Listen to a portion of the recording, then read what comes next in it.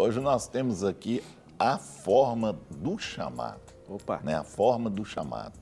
E lá em Isaías 7, de 3 a 10, nós temos aqui um grande exemplo assim, fala assim: disse o Senhor a Isaías, agora sai tu com teu filho que se chama um resto, vou ver ao encontro de Acás, que está na outra extremidade do aqueduto do açude superior, junto ao caminho do campo do lavadeiro.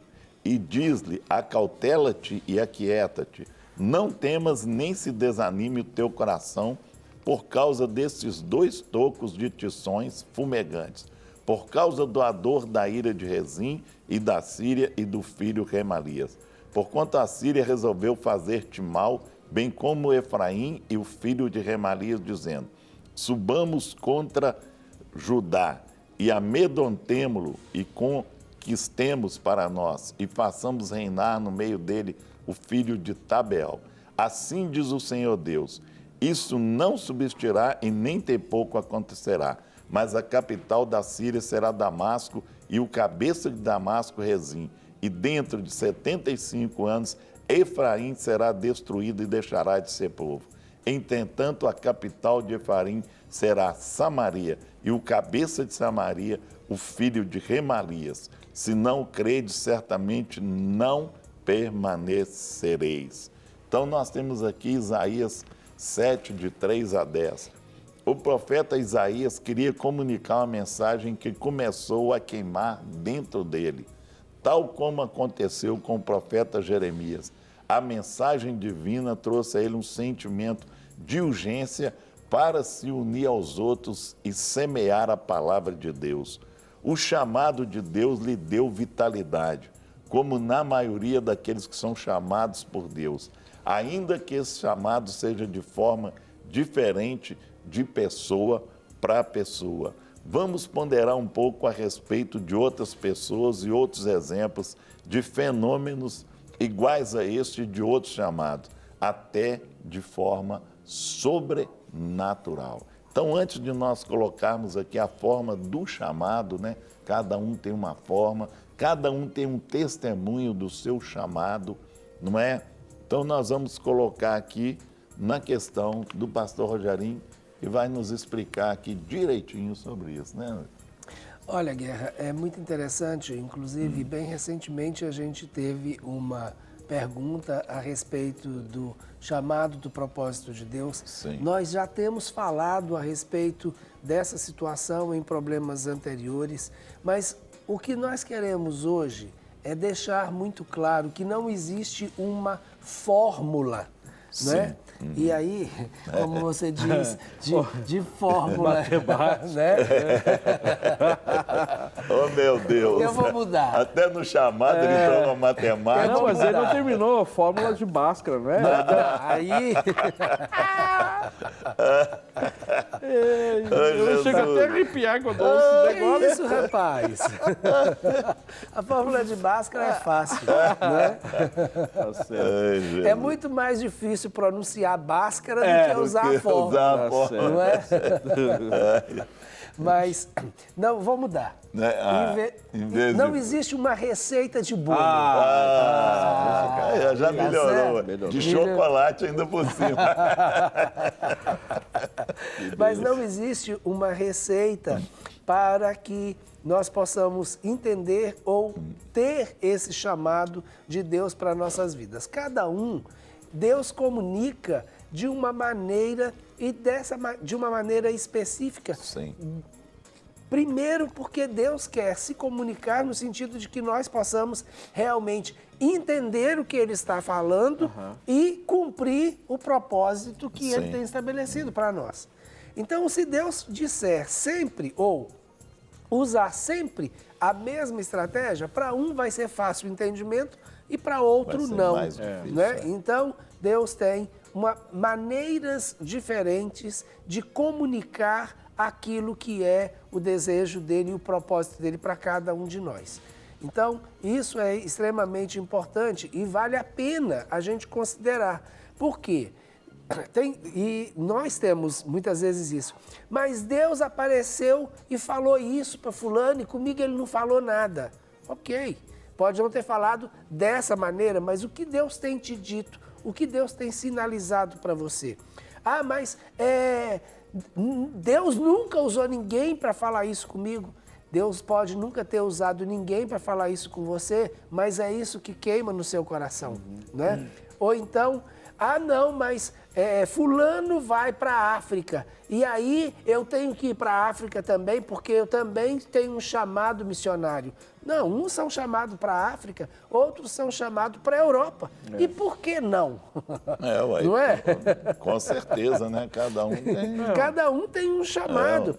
E muitas vezes a gente tem, dentro do próprio contexto de igreja e de comissionamento, essas questões e essas dúvidas. Por muito tempo se ficou uma cultura de que se você tem um chamado missionário, você vai ter que ir para a África. É verdade. Ou uma outra mesmo. cultura que para mim é pior ainda do que essa, né? Que se você tem um chamado missionário, significa que você tem que sofrer aqui para aprender e estar isso. preparado para ir para lá.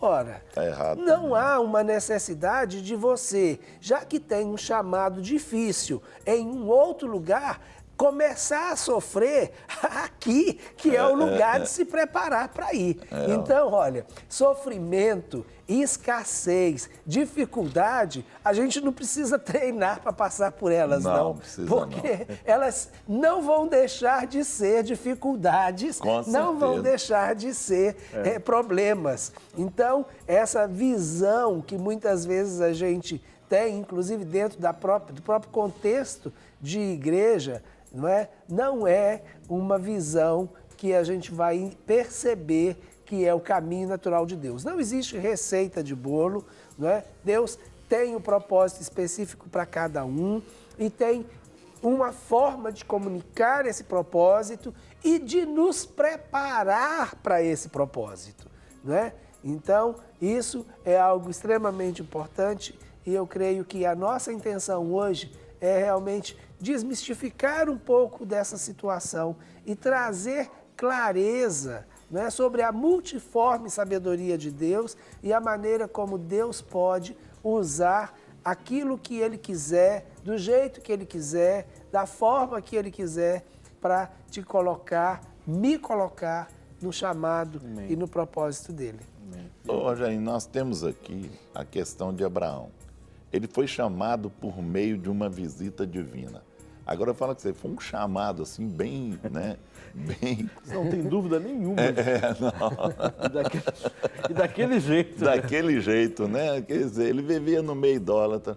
Ele foi chamado para ir para um lugar que ele nem sabia onde que era. Não existia mapa, não existia nada, não tinha... Então, assim, vai que eu vou te mostrar, né? Sai da tua terra. Sai da tua terra, sai da sua parentela. Você entendeu? Então, assim, foi um chamado bem específico, E um chamado assim, crer e pronto. Eu creio para onde que eu estou indo, que eu nem sei também. Específico, mas nem tanto, né? Sai. O específico para sair. Mostrar ainda. Vou te mostrar ainda, né? Não é a África, não é a Ásia. Meu Deus do céu. É aonde? É um lugar que você não sabe esse aí é ainda. um desafio. Agora, Você vai.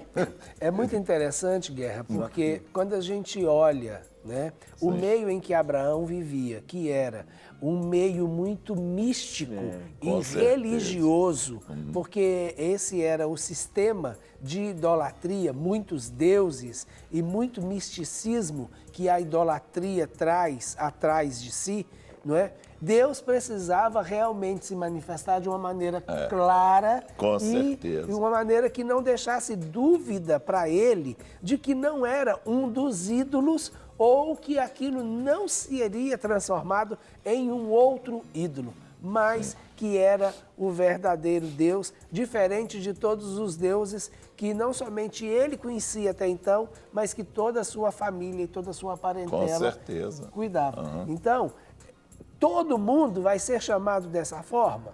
Não, é aquilo que eu estava falando logo no princípio. sim. Mas no caso de Abrão, era necessário que fosse desse jeito, porque Deus estava começando algo novo a partir dele. Então, sair da sua casa e da sua parentela significava sair do meio da sua cultura e deixar para trás toda contaminação e toda idolatria que estava contaminando a sua cultura. E aí, para abrir mão de tudo isso, só através de uma revelação sobrenatural mesmo. Com certeza. Né? Nós temos aqui, José foi chamado por meio de um sonho. Não é? Olha que tremendo, né? E ele era chamado de sonhador, né? Porque os irmãos dele tinham José como sonhador. E através de um sonho, Deus chamou e ele acreditou e passou por situações bem difíceis e alcançou aquilo que Deus tinha propósito lá na frente. Então, o chamado de José alcançou um propósito e foi no sonho. Então, também é um tipo de chamado, né? Com certeza. Tremendo que Deus... E é interessante porque a palavra diz de 2 sonhos de José, né? E depois José, em vez de ser sonhador, como ele foi chamado pelos irmãos, ele passou a ser decifrador de sonhos. Isso mesmo. Então, os sonhos sempre tiveram, não é? E é uma outra coisa interessante do chamado, Guerra. Os sonhos sempre fizeram parte da vida de José.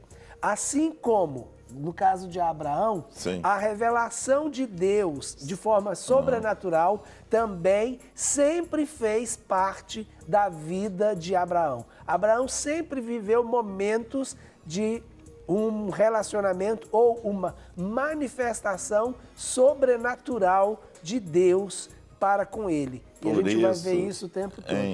A gente vê aqui, pastor Renan, nesse sentido, tanto de Abraão como de José, como o chamado muitas vezes é específico para você.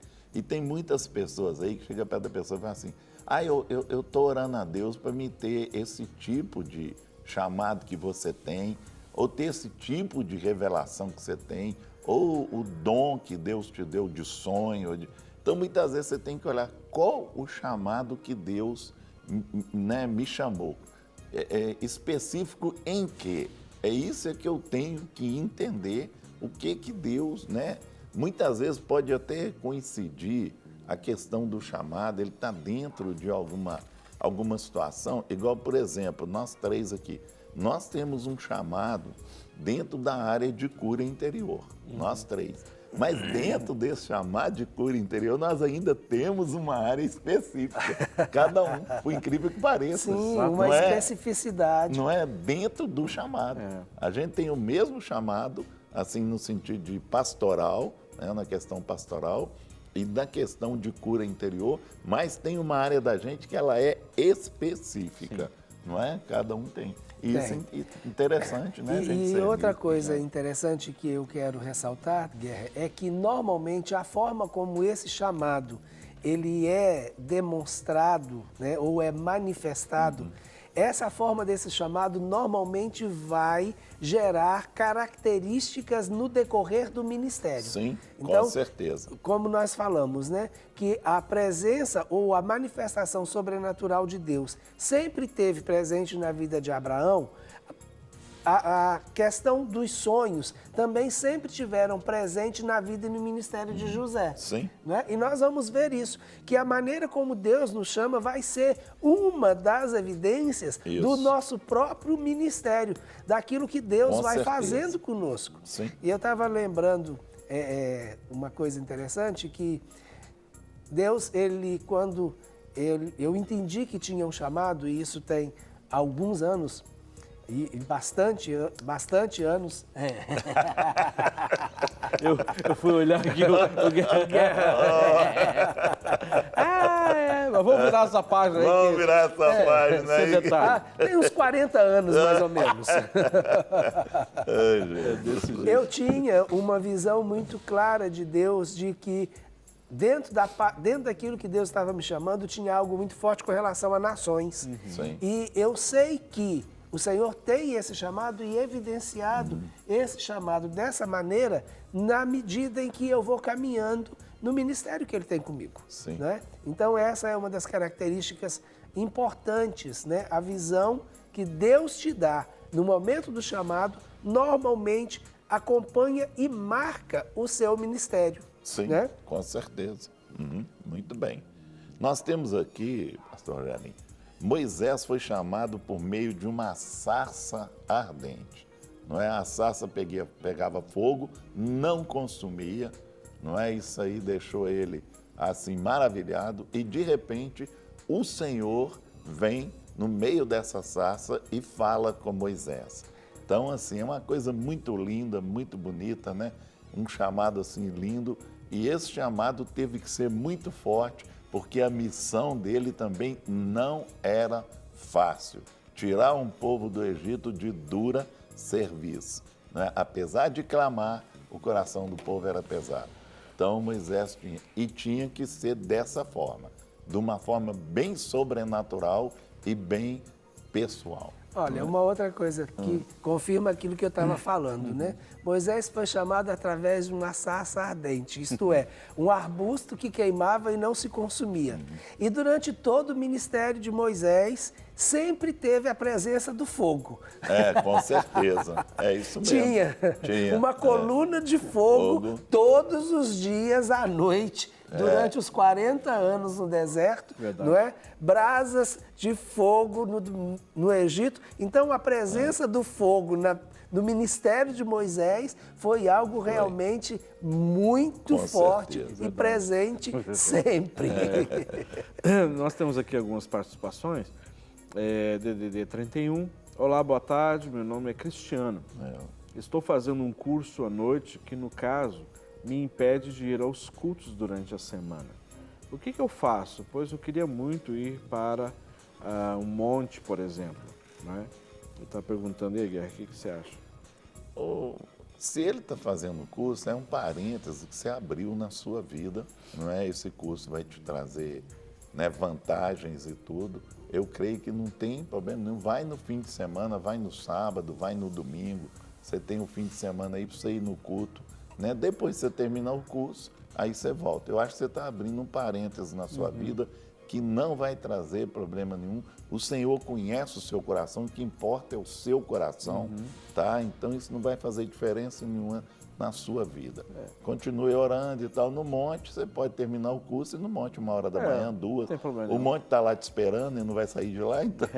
Aí tem o sábado e domingo que ele o sábado, pode domingo, estar na igreja. tranquilo, né? então... Quantas vezes eu, quando era um pouquinho mais jovem, um pouquinho... A sexta-feira à noite subiu no monte, né? Quantas vezes ele fez isso, né? E meia-noite, 1h da manhã, no sábado. Então dá para você conciliar, tranquilo. O jovem não tem problema. Vamos para o monte 1h da manhã, vai, entendeu? Então domingo, o sábado, tá aí, você pode dormir um pouquinho mais tarde.